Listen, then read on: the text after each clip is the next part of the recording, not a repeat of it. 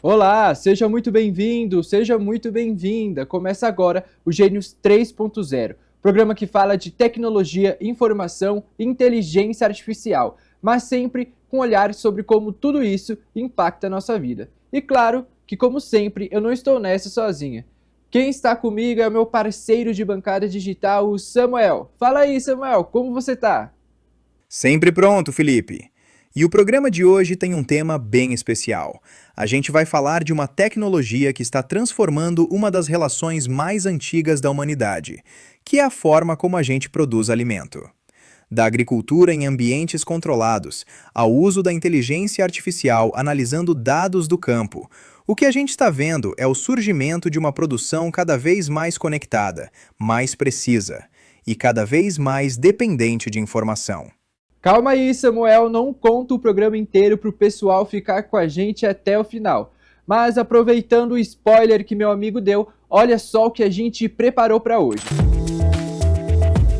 A nossa equipe foi conhecer de perto um laboratório que pesquisa um modelo de produção que parece cada vez mais próximo do futuro, a agricultura vertical indoor. E tem ainda uma entrevista especial sobre o uso da inteligência artificial no agronegócio. E além disso, eu e Samuel trazemos, como de costume, aplicativos de inteligência artificial que já estão presentes no nosso dia a dia.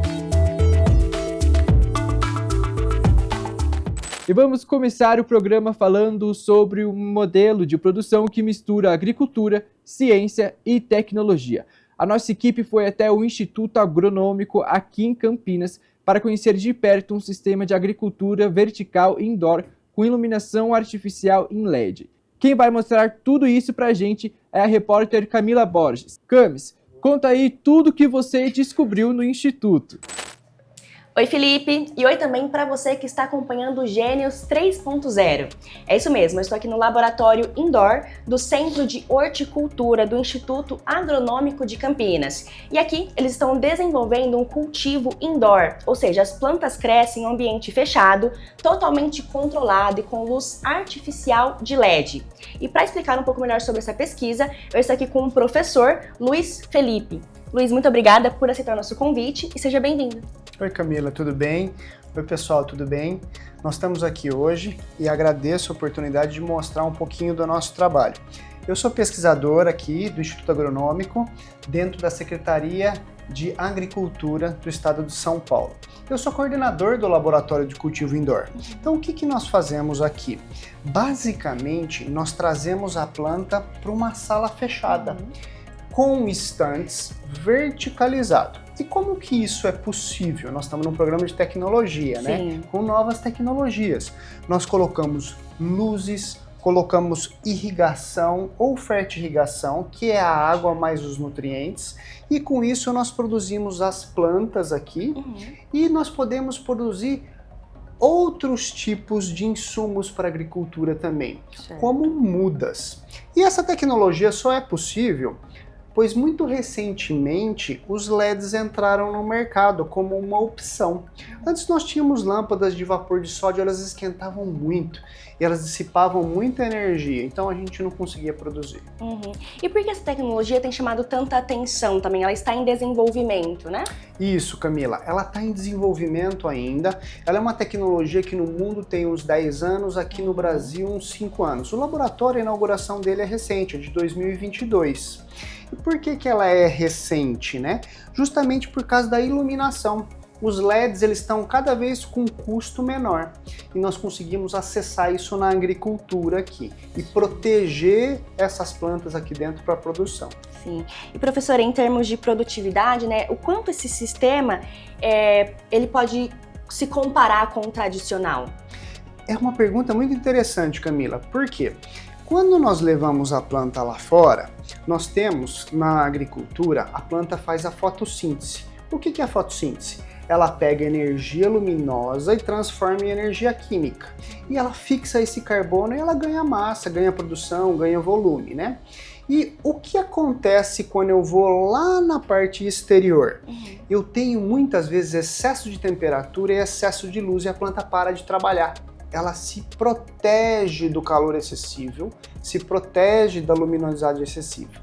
E nós temos um fotoperíodo. O que é o fotoperíodo? É o número de horas do dia, tá? Que é de 12 horas mais ou menos. Quando eu venho para esse sistema protegido, o que eu faço? Eu não tenho esse problema da planta parar de trabalhar. E eu consigo regular o número de horas de luz que eu ofereço. Então eu aumento o número de horas de luz para 16 horas, por exemplo, dependendo da espécie. E o que acontece? Eu produzo mais e mais rapidamente.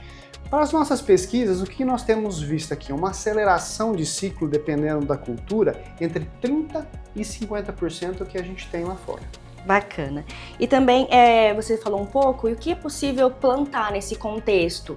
Quais são as opções? Vamos lá.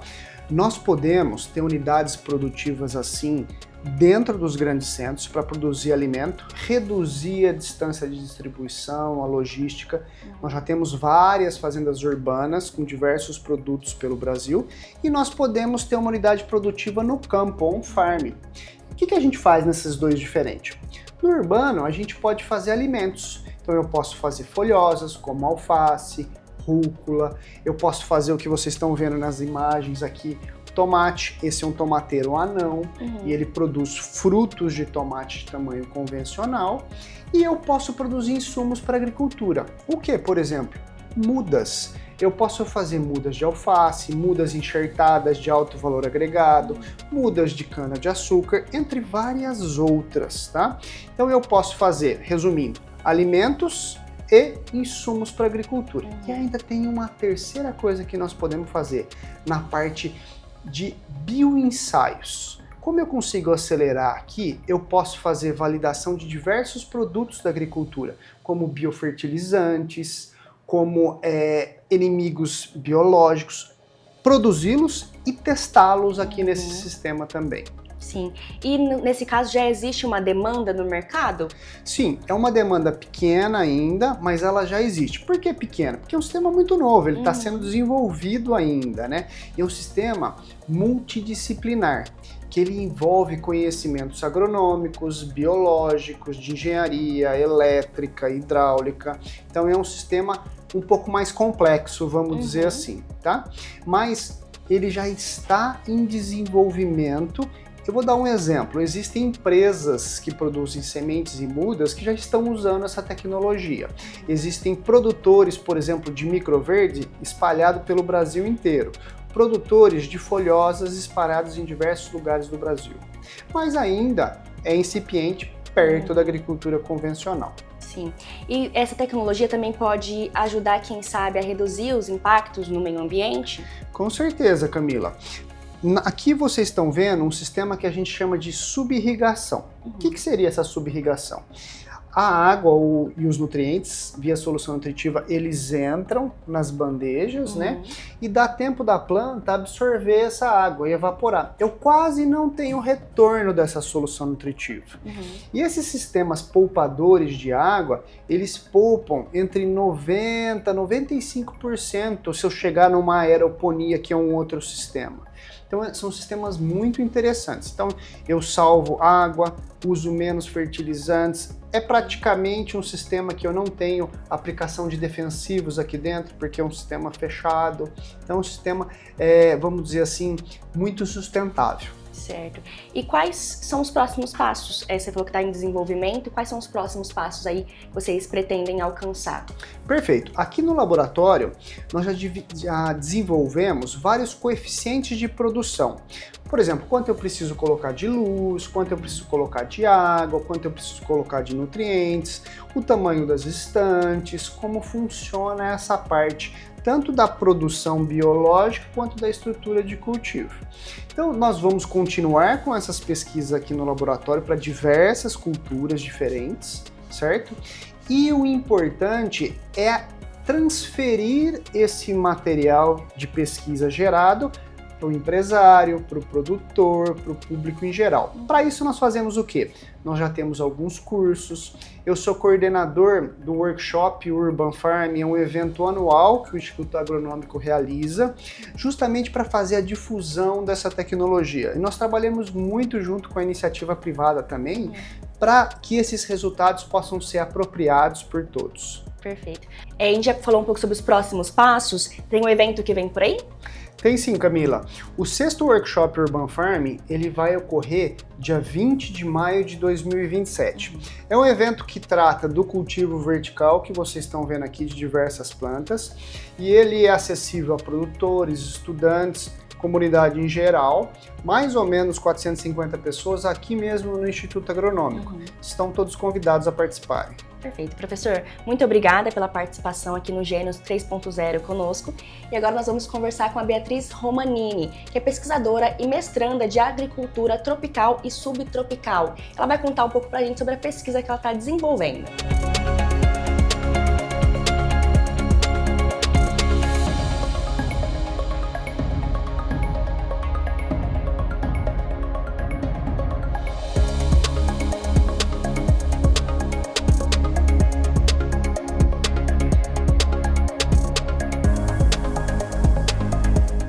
Beatriz, primeiramente, muito obrigada por conversar aqui com a gente. Você está desenvolvendo um experimento com tomates utilizando esse sistema indoor. Você pode explicar para a gente na prática como que funciona esse trabalho? Isso mesmo, Camila, obrigada. Então, esse é meu projeto de mestrado. A gente está trabalhando com híbridos de tomateiros anões. Então, ele possui uma peculiaridade muito interessante, que ele possui o porte reduzido, mas os frutos mantêm o tamanho convencional. Certo. E como que vocês fazem aqui para controlar temperatura? Como que é desenvolvido mesmo esse trabalho na prática? Certo. A gente tem, então, as estantes e a temperatura é controlada pelo ar-condicionado e as luzes também são controladas através da iluminação artificial. Certo. E no caso, nessa sua pesquisa, quais são os principais desafios que você apontaria, as principais dificuldades assim que você encontra? Certo. Como é um sistema muito novo, a gente precisa saber um pouco de tudo, né? Mas mais do que isso, a gente também está fazendo uma caracterização desses híbridos. Então, entender um pouquinho as análises tanto agronômicas quanto fisiológicas, a fisicoquímica dos frutos, que também é muito importante, que é o material de consumo, e também como a gente vai nutrir essa planta. Então, através da solução nutritiva, nós estamos testando distintas condutividades elétricas.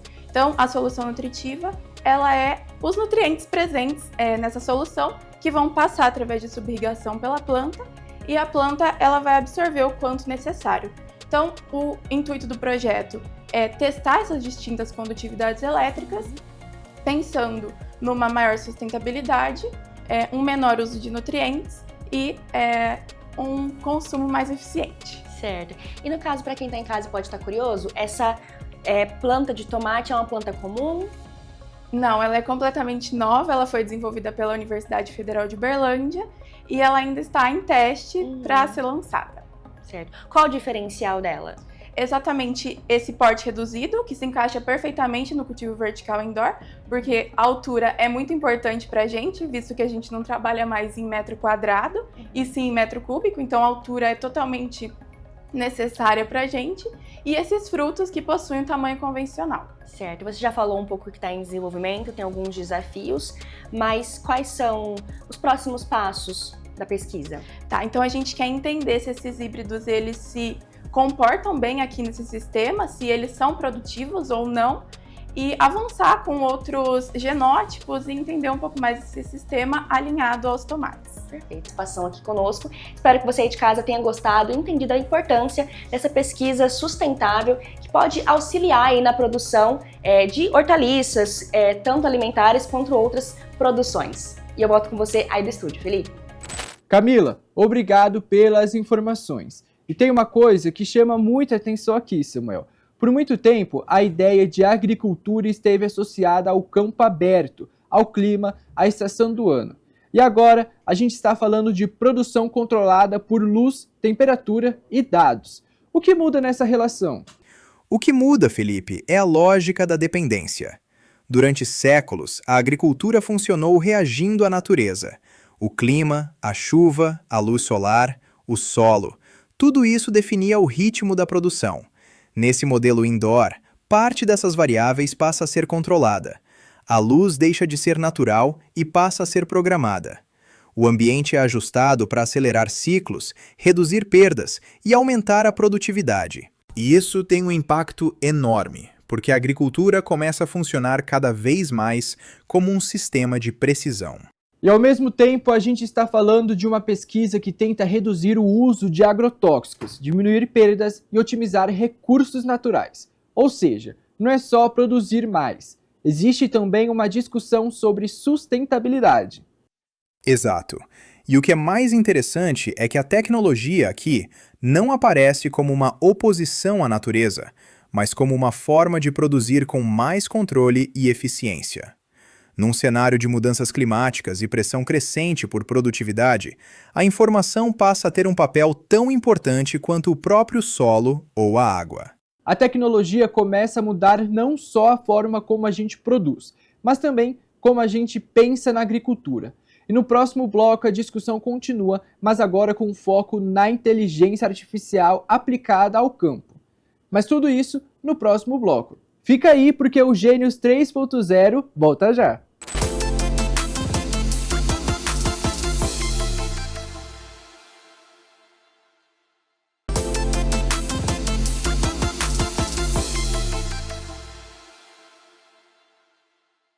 Estamos de volta com Gênios 3.0. E olha, se no primeiro bloco a gente viu como a tecnologia começa a transformar a produção de alimentos dentro dos laboratórios, agora a gente vai falar sobre outra mudança importante: o uso da inteligência artificial para interpretar dados e apoiar decisões no campo. Uma empresa paranaense está desenvolvendo uma plataforma que organiza em tempo real dados agrícolas, climáticos e ambientais. A proposta é cruzar informações que muitas vezes estão dispersas e transformar tudo isso em apoio técnico para produtores e profissionais que atuam no campo. O sistema analisa dados como clima, histórico de pragas, condições de solo e rendimento das lavouras, gerando recomendações que ajudam a antecipar riscos, otimizar o manejo e reduzir perdas. Para entender como essa tecnologia funciona na prática, a gente conversa agora com Fernando Ismaniotto, CEO da Blue Logic Sistemas e Consultoria. Fernando, seja muito bem-vindo ao Gênios 3.0. Muito obrigado, é uma satisfação estar aqui falando um pouquinho sobre o projeto. Muito obrigado, Felipe, pela oportunidade. Fernando, para a gente começar, como surgiu a ideia de criar uma plataforma de inteligência artificial voltada especificamente à análise de dados agrícolas e climáticos? Então, surgiu da experiência que tenho, né, na tecnologia específica para o agro. Já faz alguns anos que eu trabalho com isso. Tenho algumas soluções já do mercado na parte agrícola, né?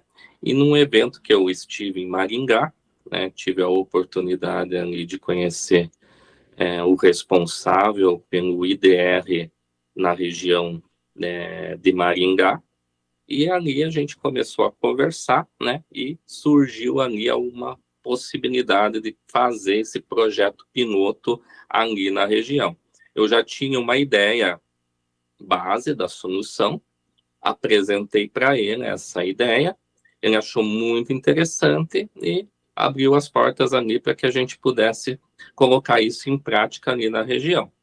Então, foi por aí que começou tudo, né? Ali em outubro do ano passado que a gente começou esse piloto ali na região de Maringá e já evoluiu muito ali a plataforma, né? Começou de um jeito, né? Como sempre, né? A tecnologia ela dá essa liberdade ali para que você faça ajustes, melhorias conforme a situação, e a gente foi vendo na prática, né, o que de fato era útil ali no dia a dia ali dos profissionais, né? Então foi por aí que começou ali a ideia a tomar forma, né? Era uma ideia que eu tinha e a gente colocou em prática e foi adaptando e ajustando no meio do caminho. Ô Fernando, então a partir do momento que vocês tiveram essa ideia, tiveram a concepção da ideia, como que vocês fizeram para levar tudo isso para o campo?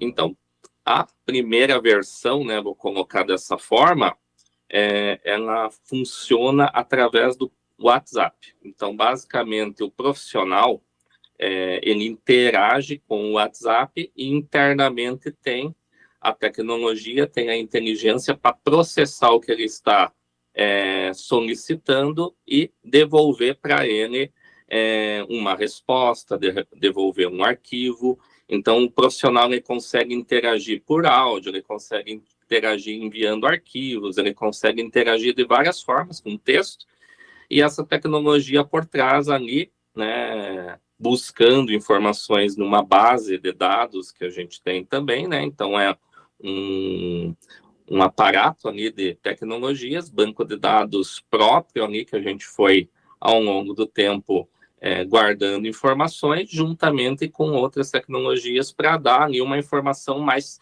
rica para esse profissional, para ajudar ali no dia a dia dele. Então, a gente foi avançando, e nesse avanço, a gente percebeu que o WhatsApp ele teria uma certa limitação futura, porque ele te dá liberdade, ele te dá essa flexibilidade, porém, para algumas ações ficaria mais fácil ter um aplicativo que tivesse a mesma ideia ali de interação, porém com funções já pré-definidas. O pessoal, por exemplo, usa muito a geração de relatórios. Então, eles vão até a propriedade rural, fazem essa visita, preparam um diagnóstico e sempre eles tinham que fazer um relatório dessa atendimento, dessa visita, colocando ali todos os detalhes. Com a tecnologia nossa, ele consegue falar isso. Ele manda um áudio falando tudo que ele fez nessa visita e a plataforma gera para ele automaticamente já. A nossa ideia é integrar com o sistema principal. Então, ele gera no aplicativo, gera na solução e já faz a integração, porque além de fazer o relatório, ainda ele tem que jogar em outro sistema. Então, era bem trabalhoso esse procedimento. Além de ser trabalhoso, ele tinha que parar para fazer ali isso, fazer pesquisa, enfim, é uma série de detalhes. Então, com a tecnologia, além de propiciar ali um avanço ali no atendimento, ele também dá ali insights importantes dessas propriedades. A gente faz uso ali de outras tecnologias para analisar a propriedade ali do produtor, baseado nas informações que o pessoal, né, vai disponibilizando, vai informando, né, as culturas que aquele proprietário, né, que aquele produtor atende, quais as condições ali da região, aí vem a questão do clima, vem a questão ali de análise de imagens, né, então tem uma série de detalhes por trás que daí devolve para esse profissional que está fazendo o atendimento uma informação mais detalhada para auxiliar ele ali no atendimento do campo, né. Ô Fernando, e hoje o campo ele produz uma quantidade muito grande de dados. Qual era o principal problema que vocês identificaram nesse processo de organização e interpretação dessas informações lá no começo? Exatamente, esse problema existe e é o grande desafio, organizar de uma maneira que essa informação ajude a tomada de decisão. Então, esse foi o principal item que a gente tem trabalhado, organizar essa base, organizar esse ecossistema de informações para que a tecnologia possa obter ali um dado mais preciso. Não adianta eu ter aqui várias informações dispersas, que era esse o grande problema. O extensionista, né, o profissional do IDR, né, que eles fazem um trabalho fantástico, né, com relação a esses atendimentos, eles tinham informações muito, muito diversificadas ali, planilhas, arquivos de PDF, né, arquivos em computador, enfim, eram várias fontes de dados. Então, como trazer isso para que fique num local unificado e que quando ele precise de uma informação seja fácil ali de ele obter, né? Então, esse foi o grande trabalho que fizemos, né, desde lá do ano passado, trabalhando muito com essa questão da informação, do dado, para ter ele cada vez mais rico, cada vez mais lapidado, né? Porque eu acho que isso que é o importante para daí usar as tecnologias, né? Hoje está muito avançado aí em termos de tecnologia, mas de nada adianta eu ter uma tecnologia a mais moderna, mas a informação que eu alimento ela é uma informação pobre. Então, primeiro, trabalhar enriquecendo esses dados e trabalhando eles para ficarem mais lapidados, que, né, direcionado para o negócio, né, direcionado ali para a realidade. Então, isso também é um grande ponto que a gente tem aqui, né? A informação, né? Esse banco de dados, essa tecnologia, ela é especialista naquela situação. Então, eu estou na região ali de Maringá, eu trabalho com os dados para aquela região, para aquela necessidade, para aquelas situações que ocorrem ali. Outra região faz um trabalho em cima, né, de outra região, porque cada local tem as suas particularidades, né? Então, isso é um grande ponto que a gente trabalha também para não ser algo muito generalista, e sim especialista em cada área de atuação, para que realmente seja essa tecnologia realmente funcione da maneira mais adequada, né? Ô Fernando, e vocês destacam que a inteligência artificial não substitui o técnico, mas ela ajuda na tomada de decisão. Onde termina o papel da tecnologia e onde entra a experiência humana nesse caso? Perfeito. Grande pergunta, né? Isso é o grande, às vezes é visto como um problema até, a questão da tecnologia, né?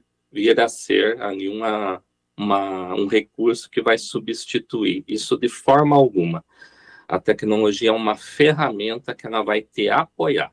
Então, o trabalho dela termina com isso, com o apoio, com a informação, com o relatório, que é algo mais operacional. Vamos trabalhar dessa forma. Então, a tecnologia para nesse operacional. Então, a informação mais pronta para o técnico analisar. Ou seja, ele consegue ter ali detalhes, né, que às vezes ele poderia passar despercebido, que a tecnologia pode assessorar ela atua como um agente inteligente ali, observando tudo que acontece para preparar essa informação para o técnico, e o técnico ele realmente vai se preocupar ali na questão do atendimento, em buscar ali organizar melhor a sua agenda de atendimentos para propiciar ali uma qualidade ali para os produtores, né? Para quem ele faz ali essa prestação de serviço. E vou um pouquinho mais além, que a tecnologia, né, que a gente está avançando, hoje está no estágio onde o principal foco é o profissional, né? É esse extensionista, né, que faz o atendimento ao produtor, mas a gente quer evoluir para que o produtor tenha esse recurso em mãos para que ele já possa tirar suas dúvidas em tempo real. Então, ele vai ter essa tecnologia 24/7 para que ele possa ter ali soluções para alguns problemas. Vamos pegar uma situação, às vezes a pessoa está ali no interior e ela tem, às vezes, que fazer deslocamento até a Secretaria de Agricultura da região ali para conversar com alguém. Então, às vezes, fica um pouco trabalhoso isso. Se a pessoa tem ali esse acesso, que ela possa utilizar a qualquer momento, ela já consegue ali obter ali algumas informações.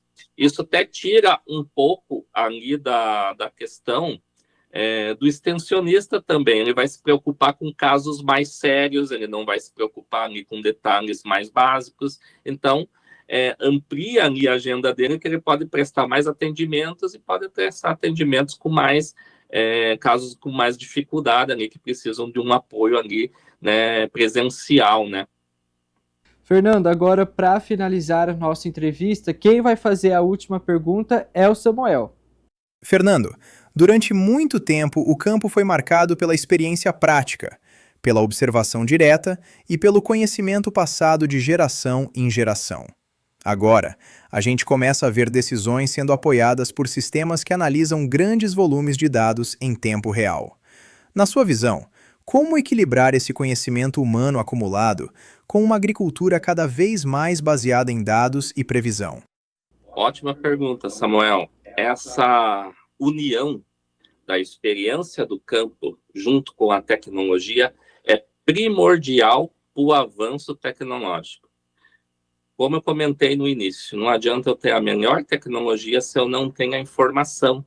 Então, se eu não tenho esse dado mais processado, se eu não tenho essa experiência ali, né, do produtor, do técnico, de anos de atuação, a tecnologia de nada adianta. Então, ela precisa obter essas informações ali, informações ricas, né, informações ali que realmente, né, sejam úteis para que ela possa preparar ali, né, esses dados de uma maneira que possa dar recursos para tomada de decisão. Então, eu vejo isso como uma união da experiência, das atuações em campo, da experiência ali prática do dia a dia, junto com a tecnologia para agilizar. Então, a tecnologia entra, como eu falei, uma ferramenta a mais para que tanto o técnico, tanto o produtor possam obter ali informações para ajudar o seu negócio. Afinal de contas, né, o produtor ele precisa ter informação para melhorar a produtividade da sua propriedade. O técnico que faz esse atendimento, ele precisa disso para agilizar o trabalho e não perder tanto tempo, às vezes, com questões operacionais, e sim se preocupar em oferecer ali mais qualidade ali e atender mais pessoas, para auxiliar mais esse pessoal do campo. Então, a tecnologia ela ajuda nesse quesito. Então, uma união de duas inteligências, né? Vamos colocar dessa forma, tanto a inteligência do profissional, do produtor, de anos de atuação, com a inteligência artificial que vai utilizar desses recursos ali, utilizar desse conhecimento para preparar melhor essa informação para tomada de decisão. Tá certo, então, Fernando, muito obrigado pela participação e pelas explicações. Eu que agradeço pela oportunidade, Felipe, foi uma honra estar aqui com vocês, é um prazer imenso aqui para mim. Muito obrigado mesmo. Obrigado. Samuel, uma coisa que chama atenção é que a gente está falando de uma tecnologia que não atua diretamente na produção, mas na capacidade de interpretar informações. E isso muda muita coisa, não muda? Muda bastante, Felipe, porque o campo sempre conviveu com a incerteza. Clima, pragas, variação do solo, oscilação de produtividade. Tudo isso exige decisões rápidas. Quando a IA consegue cruzar dados climáticos, histórico de produção e condições do solo em tempo real, ela reduz o tempo entre o problema e a resposta. E isso tem impacto direto no custo, na produtividade e até no uso de recursos como água e fertilizantes. E tem um outro ponto interessante. A tecnologia não aparece aqui como substituição do produtor ou do técnico, mas como uma ferramenta de apoio. Não é mesmo, Samuel? Exato. E talvez esse seja o principal movimento da IA no campo hoje. Ela não elimina a experiência humana, mas amplia a capacidade de análise. No fundo, o que essas plataformas fazem é transformar informação dispersa em capacidade de previsão. E num setor em que tempo, clima e recursos são decisivos, saber prever passa a ser tão importante quanto produzir. E no próximo bloco a gente sai do campo, mas continua falando de tecnologia no dia a dia. Tem mais drops, ferramentas e inteligência artificial aplicada na nossa rotina. Mas você fica aí, porque o Gênios 3.0 volta já.